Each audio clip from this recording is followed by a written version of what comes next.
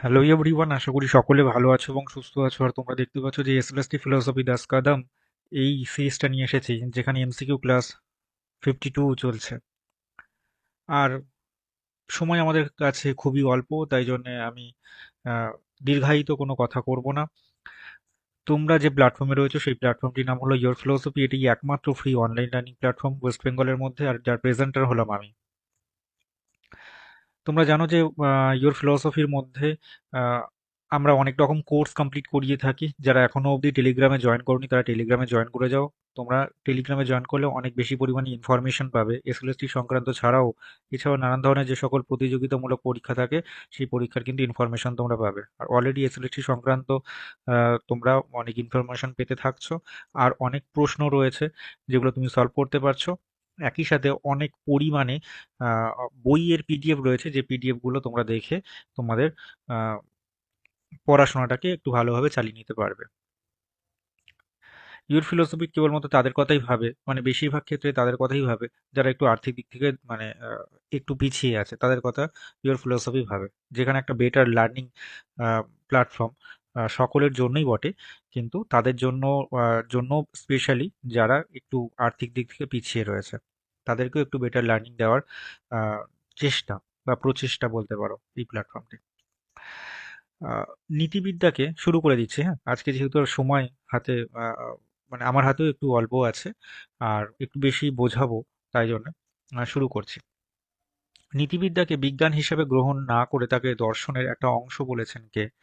এক্ষেত্রে ম্যাকেনজি, মিল, বেন্থাম আর সিজুইক। উত্তর কিন্তু ক, অর্থাৎ ম্যাকেনজি। পরের প্রশ্ন দেখো, বিভিন্ন সুখের মধ্যে গুণগত ও পরিমাণগত পার্থক্য কে স্বীকার করেছিলেন? দেখো, সুখের গুণগত এবং পরিমাণগত উভয় পার্থক্য কিন্তু স্বীকার করেছেন মিল, যদিও মিল কিন্তু সুখের গুণগত দিকটাকে অ্যাকসেপ্ট করেছিলেন, আর বেনথাম কিন্তু পরিমাণগত দিকটাকে অ্যাকসেপ্ট করেছিলেন। তবুও মিল কিন্তু পার্থক্যকে স্বীকার করছেন, যে হ্যাঁ, পার্থক্য একটা আছে, এরকম একটা ব্যাপার।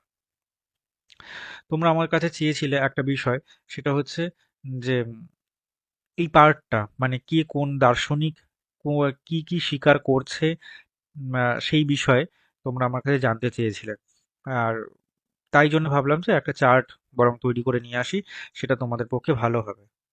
দেখে নাও, প্রকৃতিবাদী দার্শনিক বা ন্যাচারালিস্টিক ফিলোসফার কারা রয়েছেন? ও হবস, বেনথাম, মিল, স্পেন্সার, ডিউই, পেরি আর মুর। ব্যক্তি সর্বস্বতাবাদী বা সাবজেক্টিভ ফিলোসফার আমরা হিসাবে ইউইংকে পাই। ওকে। বিষয়নিষ্ঠ দার্শনিক বা অবজেক্টিভ ফিলোসফার হচ্ছে বেনথাম, মিল এবং সিজুইককে পাই। অন্তঃপ্রজ্ঞাগত বিষয়নিষ্ঠ দার্শনিক বা ইনার অবজেক্টিভ অবজেক্টিভিস্ট ফিলোসফার মুর, রস, পিচার। যৌক্তিক প্রত্যক্ষবাদী দার্শনিক হিসেবে আমরা কিন্তু ইয়ার কার্নাব এবং এছাড়াও আরো অনেককেই পাই। আচ্ছা, আবেগ সর্বস্ববাদী, ঠিক আছে, বা ইমোটিভিস্ট ফিলোসফার কারা সেটা একটু দেখে নাও। ইয়ার কার্নাব, স্টিভেনসন। স্টিভেনসন তার কোন গ্রন্থের মধ্যে ইমোটিভিস্ট দের বা ইমোটিভিস্ট জাতীয় আলোচনা করেছেন? সেটা হচ্ছে এথিক্স অ্যান্ড ল্যাঙ্গুয়েজ, এই গ্রন্থটার মধ্যে। আমি এইভাবে অনেকগুলো বিষয় ব্যাখ্যা করে দিয়েছি, কারণ হাতে সময় তো একেবারেই নেই। আর আমি ভেবেছিলাম যে এটা বেশ খানিকটা তোমাদেরকে পড়িয়ে দিয়েছিলাম, কন্টেন্ট পার্টে দিয়ে দিয়েছিলাম, ব্যাখ্যা করে করে দিয়ে দিয়েছিলাম, তারপরেও তোমরা চেয়েছিলে যে দাদা আরেকবার দাও। তো তাই জন্য প্রায় বেশ কিছু, এবং দুটো একটি ইনক্লুডেড হচ্ছে নতুন করে। নির্দেশবাদী বা পরামর্শবাদী, ঠিক আছে, বা প্রেসক্রিপটিভিস্ট ফিলোসফার, তারা কারা সেটা একটু দেখবার চেষ্টা করা হোক। এর প্রধান প্রবক্তা হচ্ছে আর এম হেয়ার, ঠিক আছে। নেক্সট হচ্ছে উদ্দেশ্যবাদী দার্শনিক। তিনি কে? তিনি হচ্ছেন লিলি। লিলি এখানে হর্ষইকার দেওয়া আছে, অনেক বইতে দীর্ঘইকারও থাকতে পারে, ঠিক আছে, তো এটা কোনো বড় ব্যাপার নয়। অভিপ্রায়বাদী দার্শনিক কারা? ঠিক আছে, সেটা হচ্ছে ম্যাকেনজির কথা কিন্তু আমরা পাই। পরের প্রশ্ন দেখো, আত্মসুখবাদী বা হচ্ছে ইগোয়েস্টিক হেডোনিস্টিক যে ফিলোসফার, তারা কারা সেটা দেখো। চারবাক দার্শনিক আছে, অ্যারিস্টিপাস আছে, অ্যাপিকিউরাস আছে, হবস রয়েছে। অ্যারিস্টিপাসের স্থূল আত্মসুখবাদী, এবং অ্যারিস্টিপাস কি? অ্যারিস্টিপাস হলো স্থূল আত্মসুখবাদী এবং অ্যাপিকিউরাস হলেন সংযত আত্মসুখবাদী। পরসুখবাদী কে? কে বা অল্টারিস্টিক হেডোনিস্টিক ফিলোসফার কে? হচ্ছে দেখো বেনথাম, মিল, সিজুইক। কর্ম সম্বন্ধী উপযোগিতাবাদী দের কথা বলা হচ্ছে দেখো, সেটা হচ্ছে মিল, বেনথাম, মুর, ফ্লেচার, নিয়ম সম্বন্ধী উপযোগিতাবাদের কথা বলা হচ্ছে বা রুল ইউটারিস্টিক ফিলসফার কারা, সেটা হচ্ছে বার্কলে থেকে শুরু করে আধুনিক যুগের বার্নেট অব্দি যত ফিলসফারের নাম আসতে পারে সেই সবাই কিন্তু নিয়ম সম্বন্ধী উপযোগিতাবাদের মধ্যেই পড়বে। ওকে, দেখো সিমিলারলি দেখো কর্ম সম্বন্ধী ফলাফল নিরপেক্ষবাদী দার্শনিক বা অ্যাক্ট ডিওন্টোলজিক্যাল ফিলসফার কারা, সেটা হচ্ছে ইএফ ক্যারিট, এইচ পিচার্ড। এবার এই যে অ্যাক্ট ডিওন্টোলজির কথা বলা হচ্ছে না, এটারই কিন্তু সমালোচক হিসেবে আমরা পাই ফ্রাঙ্কেনা সিজুইক। তিনি কিন্তু সুবিচারের কথা বলছেন। কে বলছেন?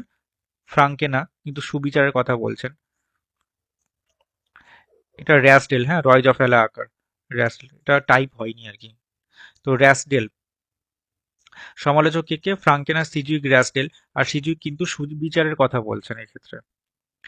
নিয়ম সম্বন্ধী ফলাফল নিরপেক্ষতাবাদী দার্শনিক হচ্ছেন বা তার যার কথা বলা হচ্ছে তিনি হচ্ছেন কান্ট। তিনি কোথায় এটা আলোচনা করেছেন? ক্যাটেগরিক্যাল ইম্প্যারিটিভ এই জাতীয় আলোচনা বা নিঃশর্ত অনুজ্ঞার কথা বলছেন, ম্যাক্সিমের কথা বলছেন, গুডউইলের কথা বলছেন ground work of the metaphysics of moral গ্রন্থে।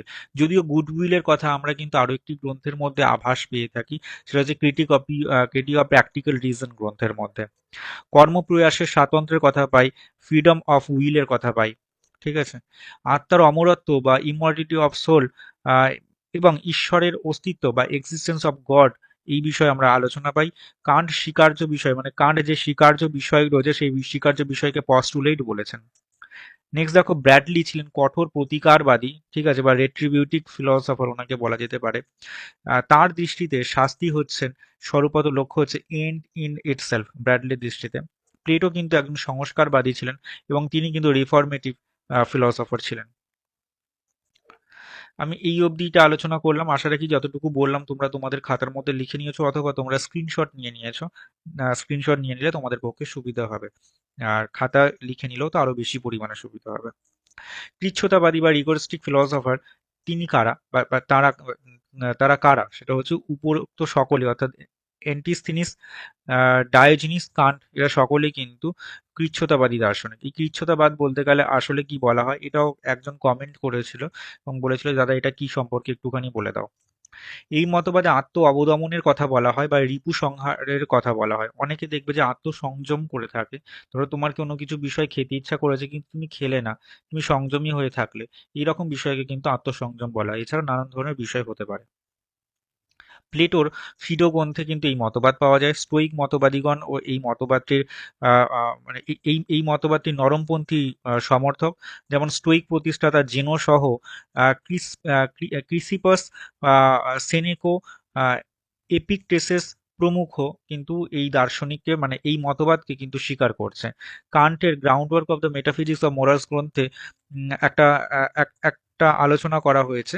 আলোচনাটা এরকম যে একজন যুবক ছিল, সেই যুবক হচ্ছে শল্য চিকিৎসক হবে, এইরকম একটা স্টোরি ছিল। মানে সেই একবার মানে স্টোরিটা এরকম ছিল যে একজন যুবক, সেই যুবকটি মনে হলো যে আমাকে একটু ফেমাস হতে হবে। তো সে ফেমাস হওয়ার জন্য কি করবে না, ফেমাস হওয়ার জন্য সে আহ, শল্য চিকিৎসক হলো আর কি। ঠিক আছে, মানে যে চিকিৎসক আর কি কাটাছেঁড়া করতে পারে আর কি, সেই চিকিৎসক আর কি। তো সেই শল্য চিকিৎসক হলেন আর কি। হওয়ার পরে কিন্তু সে তার বুদ্ধি দিয়ে বা তার যাবতীয় কাজকর্ম দিয়ে সে কিন্তু বিশাল ফেমাস হয়ে গেল একটা সময়। এরপরে কান্ট তারপরে বলছে যে হচ্ছে সেই নৈতিক দিক থেকে কি সে কি সঠিক হলো নাকি ভুল হলো। আসলে তার ইচ্ছে ছিল যে সে ফেমাস হবে এবং সে ফেমাস হওয়ার জন্য যেহেতু এই শল্য চিকিৎসাকে বেছে নিয়েছে, আসলে কিন্তু তার এক্ষেত্রে নৈতিকতার দিক থেকে সে কিন্তু কৃচ্ছ্রতাবাদকে কিন্তু স্বীকার করেননি। ধরে নেওয়া যাক যে সেই ব্যক্তি আহ, কোনো চুরি ডাকাতির ক্ষেত্রেও তো হতে পারে যে সে হয়তো চোর হয়ে গেল, মানে তাকে ফেমাস হতে হবে, সে ফেমাস চোর হয়ে গেল, এমনটাও তো হতে পারে। তাহলে সেক্ষেত্রে ফেমাস চোরও তো হতে পারতো, সেটা হয়নি, সে হয়তো শল্য চিকিৎসক হয়ে গেল। আসলে এক্ষেত্রে তার উদ্দেশ্য বা কোনটা ছিল সেইটা একটুখানি দেখতে হবে। এইটা হচ্ছে মেন ব্যাপার আর কি। তার উদ্দেশ্য ছিল কিন্তু ফেমাস হওয়া, তার উদ্দেশ্য ছিল এমনটা নয় যে মানুষকে পরিষেবা দেবে, এরকম কিন্তু উদ্দেশ্য তার প্রথম থেকে ছিল না। বুঝতে পারছো তো? তার উদ্দেশ্য কি ছিল? তার উদ্দেশ্য ছিল হচ্ছে আমি কিভাবে ফেমাস হব। এই ফেমাস হতে গিয়ে তখন হাতের কাছে যেটা পেয়েছে সেটাকে সে গ্রহণ করেছে। ঠিক আছে, তাই জন্য তার উদ্দেশ্য কিন্তু প্রথম থেকে সঠিক ছিল না, এটাই কান্ট কিন্তু বলেছেন তার grand work work metaphysics of morals গ্রন্থে বলেছেন। পূর্ণতাবাদের প্রতিষ্ঠাতা হচ্ছেন উপরিউক্ত সকলে, অর্থাৎ হেগেল, গ্রিন, ব্র্যাডলে। এবং এই পূর্ণতাবাদ বলতে গেলে কি বোঝাচ্ছে সেটা একটু দেখে নেওয়া যাক। এই মতবাদে হচ্ছে আত্মসিদ্ধিই হচ্ছে ব্যক্তির একমাত্র লক্ষ্য। হেগেল এই ক্ষেত্রে বলছেন যে ফেনোমেনোলজি অফ মাইন্ড গ্রন্থে এবং ফিলসফি অফ রাইট এই গ্রন্থে কিন্তু এই মতবাদের ব্যাখ্যা দিয়েছেন। ঠিক আছে, এখানে আত্মসিদ্ধির কথা বলা হচ্ছে। মানে মানে ধরে নাও যে হচ্ছে আমার কোনো একটি বিষয় খেতে ইচ্ছে করছে, বা আমার কোনো একটি জামা হয়তো পরতে ইচ্ছে করছে, তাহলে সেই জামাটিকে আমার পরবার জন্য বা সেই খাবারটি খাওয়ার জন্য আমাকে যা যা কিছু করতে হয় সেইটা আমাকে করতে হতে পারে তুমি হয়তো সেই খাবারটি খাচ্ছ, তোমার হাত থেকে আমি কেড়ে খেয়ে নিলাম, এরকমও কিন্তু হতে পারে। এইরকম কথা কিন্তু ওইটি। নেক্সট হচ্ছে সুখের পিছনে বেশি ছুটলে সুখ পাওয়া যায় না। যত বেশি সুখের পিছনে ছুটবে ততই আমাদের নাগালের বাইরে তা চলে যাবে। তাই সুখ পাওয়ার চেয়ে বড় উপায় হলো সুখকে ভুলে থাকা। সুখবাদের এই বিরোধাভাসের কথা কিন্তু কে বলেছেন? উত্তর হচ্ছে ঘ, অর্থাৎ অ্যারিস্টিপাস কিন্তু এই প্রসঙ্গে বলছেন। পরের প্রশ্ন, বৈজ্ঞানিক সমাজতন্ত্রের প্রবক্তা তোমরা জানো কার্ল মার্কস। তারপরে প্রশ্ন দেখো, ত্রিপুটি প্রত্যক্ষবাদী কারা? ত্রিপুটি প্রত্যক্ষবাদী বলতে গেলে মীমাংসকদের মধ্যে প্রভাকর একজন দার্শনিক, যিনি ত্রিপুটি প্রত্যক্ষবাদের কথা বলছেন। এই যে এখানে ধরে নাও, এখানে আগে ধরো তুমি পয়রফেলাটা মনে করো, ধরো প্রমিতি, প্রমাত্রি, প্রমেয়। আসলে এই তিনটেকে ত্রিপুটি প্রত্যক্ষবাদ বলা হয়। মিতিমাতৃমেয়, যার অর্থ হচ্ছে জ্ঞান জ্ঞাতা জ্ঞেয়। ঠিক আছে, মিতিমাতৃমেয় যার অর্থ হচ্ছে জ্ঞান জ্ঞাতা জ্ঞেয়। এটা যদি এইরকম ভাবে যদি এরকম একটা তীর চিহ্ন করে দেওয়া যায়, ঠিক আছে, তাহলে বরং তোমরা বুঝতে পারবে। পরের প্রশ্ন, গোলাপ ফুলের লাল রঙের চাক্ষুষ প্রত্যক্ষ হচ্ছে, এটা কোন প্রকার সন্নিকর্ষ হচ্ছে? দেখো, গোলাপ ফুল একটা দ্রব্য, আর হচ্ছে লাল রংটা হচ্ছে একটা গুণ। তোমরা জানো যে গুণ হচ্ছে একা একা থাকতে পারে না, সেটা দ্রব্যে আশ্রিত হয়ে থাকে। তো দ্রব্যে আশ্রিত আমি একটা গুণের প্রত্যক্ষ করছি, তাহলে সেটা কি দাঁড়াচ্ছে? সংযুক্ত সমবায় হচ্ছে, তাই না? তাহলে উত্তরের ক্ষেত্রে কিন্তু সংযুক্ত সমবায়। পরের প্রশ্ন দেখো, টেবিলে ঘটা ভাবের প্রত্যক্ষ হচ্ছে, এখানে কোন সন্নিকর্ষ হচ্ছে? সবার প্রথমে দেখো, টেবিলটা একটা বস্তু, ঘটা ভাব হচ্ছে তার বিশেষণ, তাই না? তাহলে টেবিলটা একটা বস্তু, ঘটা ভাব হচ্ছে তার বিশেষণ। তাহলে এক্ষেত্রে বস্তু মানে সেটা অবশ্যই বিশেষ্য, আর যেটা বিশেষণ তার মানে হচ্ছে সেটা তার বিশেষণ। তাহলে বিশেষণ ঘটা ভাব, অর্থাৎ বিশেষণের অভাব। তো এক্ষেত্রে উত্তর কি হবে? উত্তর হবে কিন্তু বিশেষ্য বিশেষণাভাব। যদি পরীক্ষায় এমনটা আসতো যে ঘটাভাবযুক্ত টেবিলের প্রত্যক্ষ হচ্ছে, তাহলে কি হতো? ঘটাভাব তাহলে আগে চলে যাচ্ছে, তাহলে উত্তর হতো কি? বিশেষণ। তার এরকমটা হতো, বিশেষণাভাব বিশেষ্য এরকম একটা হতো, বা বিশেষণ বিশেষ্যভাব এরকম একটা কিছু হতো। এক্ষেত্রে প্রশ্নের উত্তরটা কিন্তু এইরকমই হবে, কারণ আগে টেবিল আছে, সেক্ষেত্রে তার আগে টেবিল, তার জন্য টেবিলটা বিশেষ্য, কারণ তাকে টেবিল বলে আমি চিনি, বিশেষ্য বলে আমি চিনি। আর এটা হচ্ছে অভাব, অর্থাৎ হচ্ছে ঘটা ভাব, তাই এটা হচ্ছে বিশেষণের অভাব। পরের প্রশ্ন দেখো, মেঘ না করলে বৃষ্টি হয় না, এক্ষেত্রে এটা কোন শর্ত? দেখো, যখনই কোনো না, ঠিক আছে, না, নট এই রকম জাতীয় প্রথমে আমি দিয়ে কথা বলতে পারি, যা ধরে নাও যে আমি বললাম যে সাবির না আসলে আমি যাব না, ঠিক আছে, ঠিক আছে, বা চন্দন না আসলে আমি যাব না, বিষ্ণু না আসলে আমি যাব না, যদি এরকম কথা আমি বলে থাকি, মানে অমুকজন না আসলে আমি যাব না, এই যে না এর প্রসঙ্গ যখনই আসবে পরীক্ষার সময়, এরকম না দিয়ে যদি কখনো থাকে তাহলে সেটা আবশ্যিক শর্ত। আর যদি বলা হয় যে হচ্ছে চন্দন আসলে তাহলে আমি যাব, তাহলে সেক্ষেত্রে হচ্ছে এরকম পজিটিভ ওয়ার্ড গুলোকে আমরা ধরবো যে হচ্ছে পর্যাপ্ত শর্ত। তোমরা এর এক্সপ্লানেশন অবশ্যই পেয়ে গেছো, কারণ আমি লজিক যখন করিয়েছিলাম তখন কিন্তু এক্সপ্লানেশন খুব ভালো করে দিয়েছিলাম। এটা জাস্ট বোঝানোর জন্য বললাম।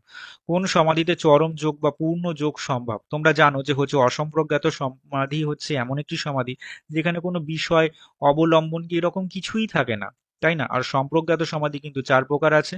কি কি? সবিতর্ক, সবিচার, সানন্দ আর শাসমিত।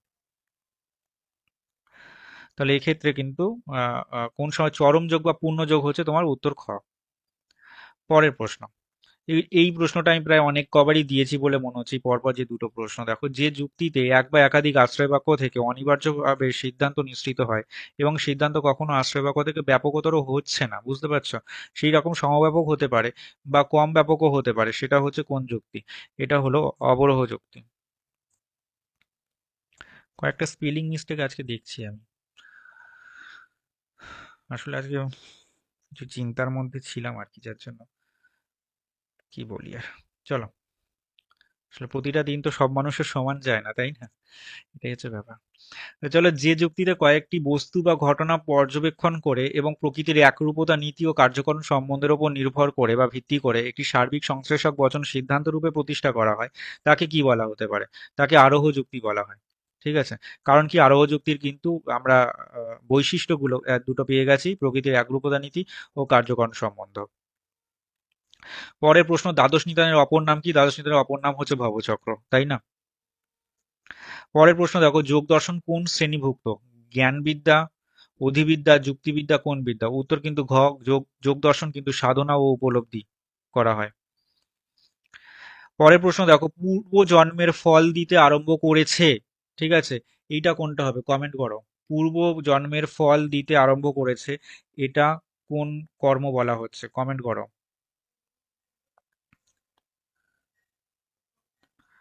পূর্ব জন্মের ফল দিতে আরম্ভ করেছে, এটা কিন্তু প্রারব্ধ কর্ম। চলো এটাকে একটা এক্সপ্লেনেশন করে দিই। এটাকে একটা এক্সপ্লেনেশন করে দিই। প্রারব্ধ মানে হচ্ছে যে কর্ম সম্পাদিত হয়ে গেছে, সরি, এখানে প্রারব্ধ মানে হচ্ছে যে কর্ম সম্পাদিত হয়ে গেছে। ঠিক আছে, সম্পাদিত অনেক আগে হয়ে গেছে, যার মানে আহ, অনেক আগে হয়ে গেছে, যার ফলভোগও কিন্তু এখন শুরু হয়ে গেছে। ঠিক আছে, ফলভোগ কিন্তু এখন শুরু হয়েছে। আর হচ্ছে অনারব্ধ হচ্ছে যে কর্ম সম্পাদিত হয়ে গেছে, সম্পাদিত হয়ে গেছে কিন্তু ফলভোগ এখনো শুরু হয়নি। আর আর একটা পাওয়া যায় সঞ্চিত, আর হচ্ছে সঞ্চীয়মান। সঞ্চিত মানে হচ্ছে সঞ্চিত মানে হচ্ছে অতীত, অতীত জীবনের, সঞ্চিত মানে হচ্ছে অতীত জীবনের আহ, যে কৃতকর্ম সেটা হচ্ছে সঞ্চিত। ওকে। আর সঞ্চীয় মান কোনটা? সঞ্চীয় মান হচ্ছে বর্তমান জীবনে আমি যা যা কিছু কৃতকর্ম করছি সেগুলো সঞ্চয় হয়ে থাকছে কোনো একটা জায়গায়, যেটা হলো সঞ্চয় মান। তাহলে সঞ্চিত কোনটা? সঞ্চিত হচ্ছে অতীত জীবনে আমি যে কৃতকর্মগুলো করেছি সেই কৃতকর্ম কোনো একটা জায়গায় আছে। আর সঞ্চয় মান হচ্ছে বর্তমান জীবনে আমি যা যা বদমাইশি করছি সেই সমস্ত কিছু লেখা আছে, সেটা হচ্ছে সঞ্চয় মান। ওকে। পরের প্রশ্ন দেখো, মোক্ষ সাধনের পথ রূপে অষ্টং যোগাঙ্গের উল্লেখ করেছেন কোন দর্শন? তাহলে মোক্ষ সাধন রয়েছে, সেই মোক্ষ সাধনের অষ্ট যোগাঙ্গের কথা বলছে যম, নিয়ম, আসন, প্রাণায়াম, প্রত্যাহার, ধারণা, ধ্যান ও সমাধি। উত্তর হচ্ছে তোমার যোগ দর্শন। পরের প্রশ্ন দেখো, বিশিষ্ট দ্বৈতবাদী রামানুজ তিনি কোন মার্গী? দেখো, তোমরা জানো যে রামানুজ কিন্তু ভক্তি মার্গের কথা বলছেন। আমি কিন্তু আগে বুঝিয়েছি যে রামানুজ কিন্তু বিষ্ণুকে স্বীকার করছেন, তিনি কিন্তু ভক্তি মার্গী। পরের প্রশ্ন, একটি সুখী শূকর অপেক্ষা বা একটি সুখী শূকরের জীবন অপেক্ষা একজন অতৃপ্ত সক্রেটিসের জীবনটাই শ্রেয়, এরকম কথা কার দর্শনে পাই? আমরা কিন্তু মিলের দর্শনে পাই।